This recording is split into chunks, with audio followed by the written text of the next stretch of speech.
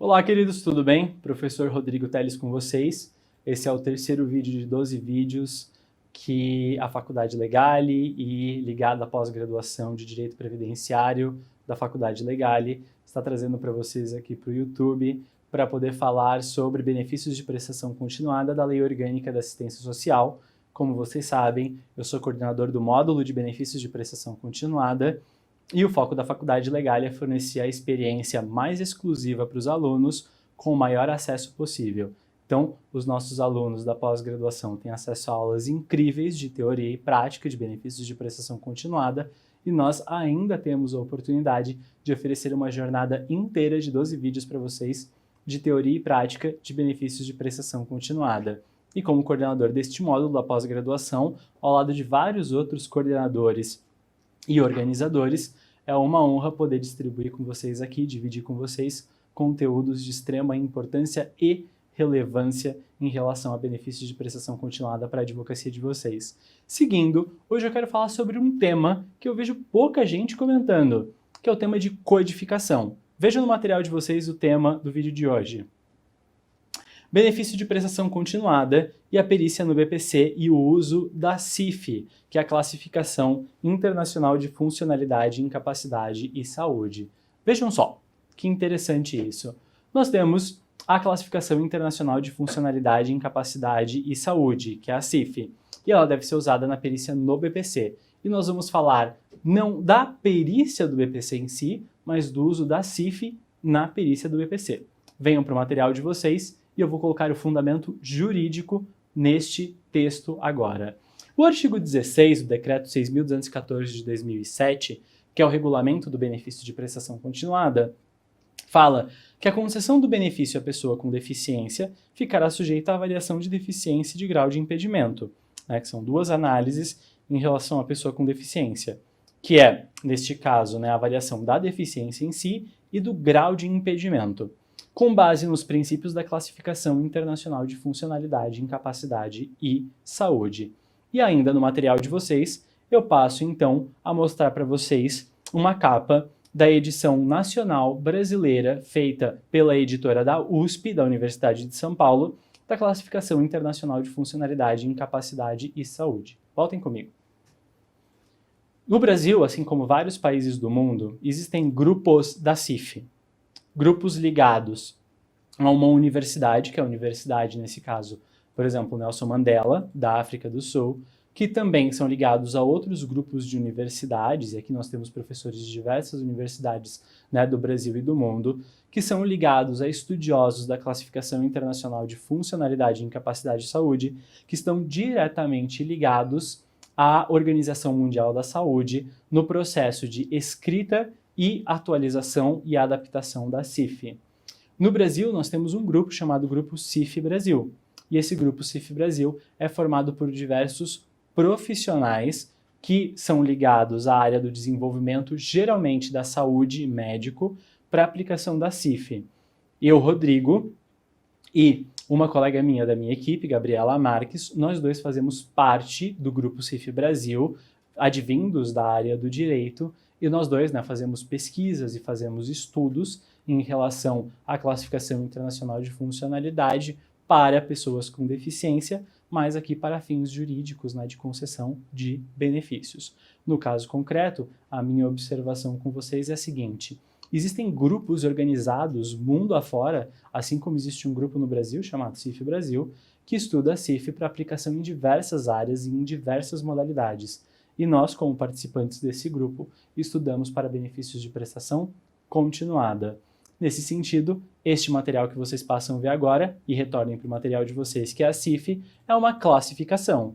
E o que é uma classificação? É basicamente um sistema de padronização de linguagem criado através de um documento, através, né, de uma organização, inclusive, que nesse caso é a OMS, Organização Mundial da Saúde, para que todas as pessoas ao redor do globo consigam entender o que nós estamos falando, independente de idioma. Então, retornem aqui comigo. Não importa que idioma você fale, doesn't matter what idiom do you speak, e Lo siento, se no comprendes que hablo. ¿Comprendes? ¿Comprendes sí o comprendes no? Bueno, está bien. Bueno, si no comprendes, bueno, tiene la clasificación. If you don't understand,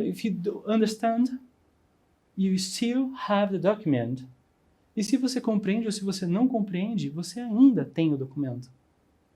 Já não faz mais diferença que idioma você está falando, porque os códigos são sempre os mesmos e a categorização é sempre a mesma. E as categorizações, venham para o material de vocês, são separadas em diversos documentos.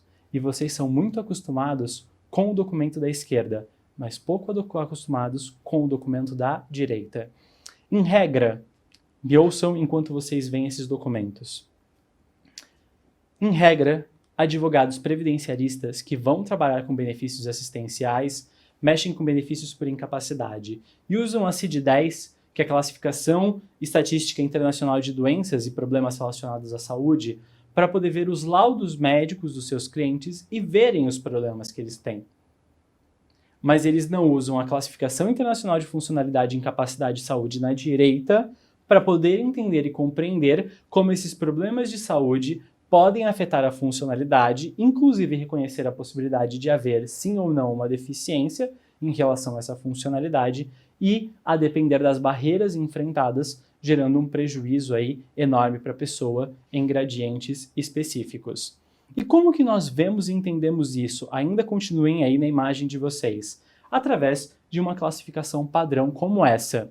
E essa é uma classificação padrão do documento da esquerda, que é a CID, e não do documento da direita, que é a CIF. A classificação padrão da CID, neste caso, é, por exemplo, uma classificação como essa de esquizofrenia. A esquizofrenia pode ser paranoide, pode ser hebefrênica, catatônica, indiferenciada, pós-esquizofrênica, com depressão pós-esquizofrênica, nesse caso. Esquizofrenia residual, simples, outras esquizofrenias, não especificada. Transtorno esquizotípico, transtorno delirante, outros transtornos delirantes persistentes, transtorno delirante persistente não especificado. Os nomes estão em português, mas os códigos são só letras e números. E letras, números e pontos. E agora, vocês têm a oportunidade de ver eles em inglês. Vejam, schizophrenia, excludes, paranoid schizophrenia, excludes, disorganized schizophrenia, catatonic schizophrenia, undifferentiated schizophrenia. Mais uma vez, não importa em que idioma você está lendo. Vejam, o código 20.1 segue sendo esquizofrenia hebefrênica ou esquizofrenia, né, desorganizada. E vejam, abaixo de disorganized schizophrenia, você tem o quê? Hebephrenic schizophrenia ou hebefrenia, que basicamente é o composto relacional da palavra hebefrênica em português. E quando você vem para o 20.2, catatonic schizophrenia é basicamente o 20.2, esquizofrenia catatônica. Retornem para a imagem comigo. Não é só para olhar um código e descobrir o que a pessoa tem. É para funcionar no mundo inteiro. E para além disso, é por isso que vocês têm o DSM-5, que é o Manual Diagnóstico de Transtornos Mentais, que também serve no mundo inteiro como outro documento, para que vocês possam ler o que são essas doenças e entender como elas funcionam.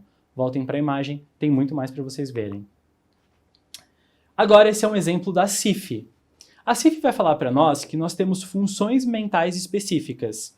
Por exemplo, função de atenção. Quantas vezes você não está falando com a pessoa está desatenta ou atenta? Mas isso não é um lapso só. Tem pessoas que não têm atenção. Memória, psicomotoras, emocionais, percepção, pensamento, cognitivas superiores, mentais de linguagem, cálculo. Voltem aqui um pouco comigo. Funções de cálculo e o professor que vos fala. Eu considero um pouco prejudicadas, salvo se forem cálculos de honorários na hora de fazer, né, a cobrança no final do processo. Aí eu não tenho prejuízo nenhum. Mais uma característica que é muito comum entre profissionais da área do direito, não digo que é, né, de todos, é uma coisa que eu vejo em mim e vejo em muitos outros. Função assim mental na área de cálculo é uma coisa que assim, você juntou 2 mais 2 dá 5 e ninguém nem percebe o que está acontecendo. Voltem para o material de vocês. Brincadeiras à parte, observações à parte, o que nós começamos a perceber é todas essas funções são funções normais de todas as pessoas. Ou pessoas que não desenvolvem essas funções normalmente. E aí nós precisamos entender como que elas desenvolvem sim ou não. Sequenciamento de movimentos complexos, experiência pessoal e do tempo, específicas, né, e não especificadas, mentais e outras, específicas ou não especificadas. No próximo slide, nós temos a mesma estrutura em inglês. O que nos importa? Nos importa a codificação da esquerda, tanto em inglês como em português. Enquanto B140 são funções da atenção, B140 são attention functions, enquanto B144 são funções da memória, B144 são memory functions. Enquanto B140 a B189 são funções mentais específicas, B140 a B189 são specific mental functions.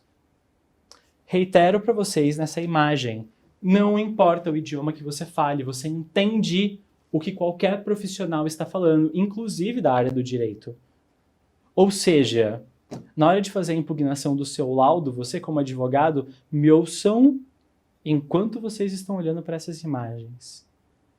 Os laudos de vocês, talvez, que vocês apresentem para impugnação, não sejam reconhecidos pelos juízes, não porque vocês não têm formação na área médica, por exemplo, ou são peritos ou assistentes técnicos, mas talvez porque vocês não estejam usando a forma correta de se comunicar.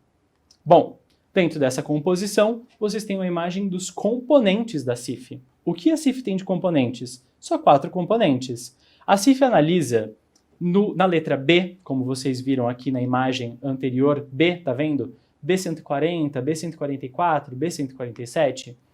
O conceito de B em inglês é body, que é corpo, são as funções do corpo. O conceito da letra S, então se vier o S mais uma letra, é structure, que é estruturas do corpo. A letra D mais os números são atividades e participação, que nós chamamos de domains. E a letra E, que nós chamamos de environment, são fatores ambientais, environment ligado ao meio ambiente. Enquanto, retornem aqui um pouquinho comigo, na CID você tem várias letras e vários números, na CIF você só tem 4 letras, mais vários números. Isso é muito importante. A CIF é mais fácil de entender porque são 4 letras. A CID é um pouco mais complexa em letras, mas um pouco mais simples em subdivisões. Então, cada documento tem a sua característica. Ah, professor, eu preciso entender disso? Faz parte. Se é para ter processos bem-sucedidos, a gente precisa fazer a aquisição de conteúdo. Próxima imagem de vocês, olha que interessante. Não só se trata de usar 4 letras, mas de entender a estrutura hierárquica desse documento. Lá em cima, nós temos uma classificação, que é a CIF. Então, uma coisa padronizada. Aqui embaixo, eu vou ver no meio que a CIF é dividida em 2 partes. A parte 1 vai falar do que é funcionalidade e incapacidade. E a parte 2 vai falar do que são os fatores contextuais. Quando eu venho para a parte 1, que é funcionalidade, ou seja, o que funciona, e incapacidade, o que não funciona, eu tenho 2 condições específicas. As funções do corpo e as estruturas do corpo. Então, tenho a mão, mas ela funciona ou não funciona. Não tenho a mão, ou seja, a estrutura foi amputada, ou nasci sem ela. E atividades e participação, o que eu faço e se eu participo na sociedade em igualdade de condições com as demais pessoas. E os fatores contextuais estão ligados ao meio ambiente, a sociedade que eu vivo, se ela é mais ou menos preconceituosa, por exemplo, e os fatores pessoais são quem eu sou, né? São os meus dados, as minhas informações específicas. E assim, a Lei Orgânica da Assistência Social no Brasil determina que a concessão do benefício ficará sujeita à avaliação de deficiência e de grau de impedimento composta por uma avaliação médica e uma avaliação social, por médicos, peritos e assistentes sociais, do Instituto Nacional do Seguro Social. E esta avaliação, retorno para o primeiro slide de vocês, artigo 16 caput, só pode ser feita com a CIF. Voltem comigo. Antes de continuar a leitura, voltamos para o ponto que nós estávamos no início. Perícia feita sem CIF, perícia que não usa esses 4 códigos em formas de letras e números, é perícia errada. Ah, mas tá mais ou menos. Não, tá errada. É igual, por exemplo, falar de incapacidade de benefícios por incapacidade de benefícios assistenciais. Está errado. É muito importante que a nossa régua seja elevada. Ou, como em português mais popular, sarrafo está lá no alto. Se a sua régua não for elevada, não vai ser a régua do judiciário que necessariamente vai subir ainda mais em uma matéria tão específica. Professor, eu preciso ler o documento, estudar o documento? Preciso. Notícia boa para você.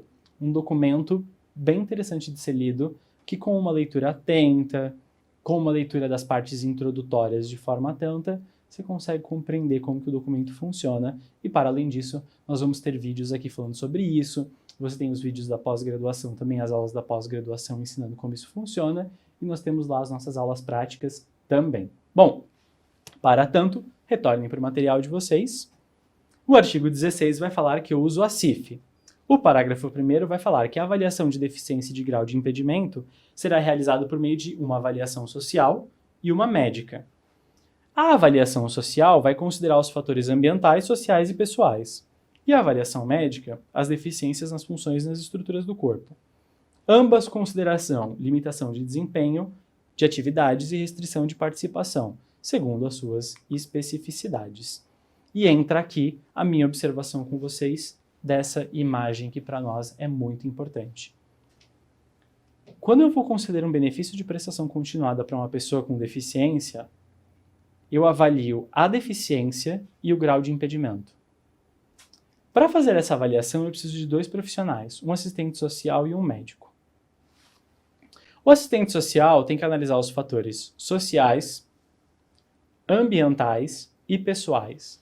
A sociedade, o meio ambiente e quem eu sou é muito importante para tal. Isso se trata de um conceito que nós vamos ver em um dos nossos vídeos, que é a avaliação biopsicossocial.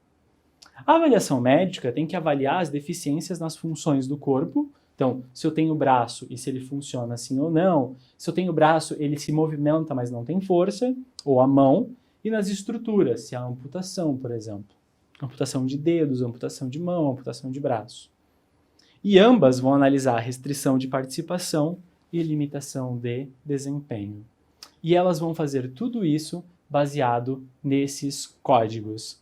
Mas eu digo para vocês, retornem aqui comigo. Não é uma série de 12 vídeos? E vocês acham que esses vídeos não vão conter exemplos práticos? Queridos, vocês estão no 3º vídeo de 12 e posso garantir para vocês, essa jornada só vai ficar mais interessante. Para além disso, no material de vocês, reitero, vocês têm o meu mini currículo, como eu digo para vocês sempre, sou coordenador, professor e advogado em Direito Previdenciário e Assistencial. No material de vocês que vocês podem fazer o download tem o e-book de BPC-LOAS, com 40 páginas para vocês. E se vocês tiverem interesse em se desenvolver mais em matérias de BPC-LOAS, vocês podem adquirir o manual do BPC-LOAS, clicando na imagem, assim como você clica na imagem do e-book. Se você quiser adquirir os modelos de petições administrativas e judiciais, você pode clicar sobre a imagem. E se você quiser fazer o curso online, que tem 18 horas e 83 aulas separadas em 7 módulos de BPC-LOAS, você também pode clicar sobre a imagem do curso online. Retornem para mim. Vocês estão no YouTube, esse é o 3º vídeo de vocês. Aqui embaixo nos comentários tem um link para você fazer o download do material. Ao fazer o download do material, você vai conseguir baixar o seu material. Todas essas informações da sua aula vão estar nele e, inclusive, você tem os links para o seu e-book e você tem os links para o seu livro, manual, curso online, dentre outras informações. Lembrando para vocês que nos 12 vídeos que nós temos os links dos 12 materiais, nós temos todas as informações para vocês e a ideia é, tanto você, meu aluno, minha aluna de pós-graduação, como você que vem aqui para poder encontrar informações de BPC Loas, encontre uma coisa que só a faculdade Legale tem. A construção e a disseminação de conhecimento de altíssima qualidade, de extrema relevância, que vai fazer diferença no seu cotidiano como advogado e que nós estamos dispostos a compartilhar com vocês muito mais para que vocês tenham acesso a uma advocacia muito mais desenvolvida e construam uma sociedade muito mais justa. Um grande abraço para vocês, do professor Rodrigo Teles, e vejo vocês no próximo vídeo. Tchau, tchau!